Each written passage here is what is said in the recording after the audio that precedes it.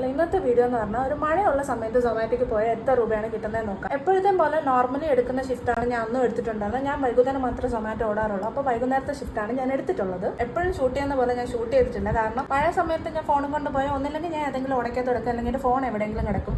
അനുഭവം ഉള്ളതുകൊണ്ട് ഞാൻ ഷൂട്ട് ചെയ്തിട്ടില്ല. പക്ഷെ ഞാൻ നിങ്ങൾക്ക് പേയ്മെന്റ് ഡീറ്റെയിൽസ് കാണിച്ചു തരാം. നോർമലി ഈ ഇത്ര സമയം വർക്ക് ചെയ്യുമ്പോൾ എത്ര രൂപ കിട്ടുമെന്നും മഴയുള്ള സമയം ഇത്ര നേരം വർക്ക് ചെയ്താൽ എത്ര രൂപ കിട്ടുമെന്ന് ഞാൻ കാണിച്ചു തരാം. അപ്പോൾ ഇതാണ് നമ്മുടെ പേയ്മെന്റ്. 634 രൂപയാണ് നമുക്ക് കിട്ടിയത്. 2.5 മണിക്കൂർ വർക്ക് ചെയ്തു. ടോട്ടൽ 9 ഓർഡേഴ്സ് എടുത്തിട്ടുണ്ടായിരുന്നു. അതിൽ തന്നെ ഡബിൾ ഓർഡറും ഉണ്ടായിരുന്നു 2 എണ്ണം. പിന്നെ ഇൻസെന്റീവ് ആയിട്ട് 125 രൂപ പ്ലസ് എനിക്കൊരു 90 രൂപ ടിപ്പും കിട്ടിയിട്ടുണ്ടായിരുന്നു. അപ്പോൾ ടോട്ടൽ നമ്മുടെ പേയ്മെന്റ് എന്ന് പറഞ്ഞാൽ 724 രൂപയാണ്. ഇനി ഞാൻ നിങ്ങൾക്ക് മഴ ഇല്ലാത്തൊരു ദിവസം സെയിം ടൈമിൽ വർക്ക് ചെയ്ത് എത്ര രൂപ കിട്ടുമെന്ന് കാണിച്ചു തരാം. ഇതിൽ 2.5 മണിക്കൂറാണ് വർക്ക് ചെയ്തിട്ടുള്ളത്. 374 രൂപയാണ് കിട്ടിയിട്ടുള്ളത്. സെയിം ടൈമിൽ എനിക്കൊരു 400 പ്ലസ് കിട്ടിയ ദിവസങ്ങളിലും ഉണ്ടായിട്ടുണ്ട്. മഴയുള്ള ദിവസം നമ്മൾ സൊമാറ്റോക്ക് പോവുകയാണെങ്കിൽ നോർമലി കിട്ടുന്ന പേയ്മെന്റ് കിട്ടും, പ്ലസ് ഒരു 25 റുപ്പീസ് എക്സ്ട്രാ നമുക്ക് കിട്ടും. അന്നത്തെ ദിവസം ഞാൻ എടുത്ത എല്ലാ ഓർഡറിനും എനിക്ക് 25 റുപ്പീസ് എക്സ്ട്രാ കിട്ടിയിട്ടുണ്ട്. പിന്നെ ഡബിൾ ഓർഡറും ഉണ്ടായിരുന്നു. അപ്പോൾ ഡബിൾ ഓർഡറിന് എനിക്ക് 50 റുപ്പീസ് ആണ് റെയിൻ സർജ് കിട്ടിയത്. അപ്പോൾ ഇതൊക്കെയാണ് മഴയുള്ള ദിവസത്തെ നമ്മുടെ പേയ്മെന്റ്. മഴയത്ത് പോയാൽ അത്യാവശ്യം നല്ലൊരു പേയ്മെന്റ് കിട്ടും. പക്ഷേ സൂക്ഷിച്ച് പോകണം, ഇല്ലെങ്കിൽ ഏതെങ്കിലും ഉടക്കത്ത് കിടക്കാം. എനിക്ക് ഇന്ന് മുന്നേ ഇതുപോലെ ഒരു അനുഭവം ഉണ്ടായിട്ടുണ്ട്. ഞാൻ മഴയത്ത് വീണിട്ടുണ്ട്. അതുകൊണ്ട് മഴയത്തൊക്കെ പോകുമ്പോൾ സൂക്ഷിച്ച് പോവുക. ഇന്നത്തെ വീഡിയോ അത്രയേ ഉള്ളൂ. ഇനി അടുത്തൊരു വീഡിയോ ആയിട്ട് കാണുന്നവരെ എല്ലാവർക്കും ബൈ.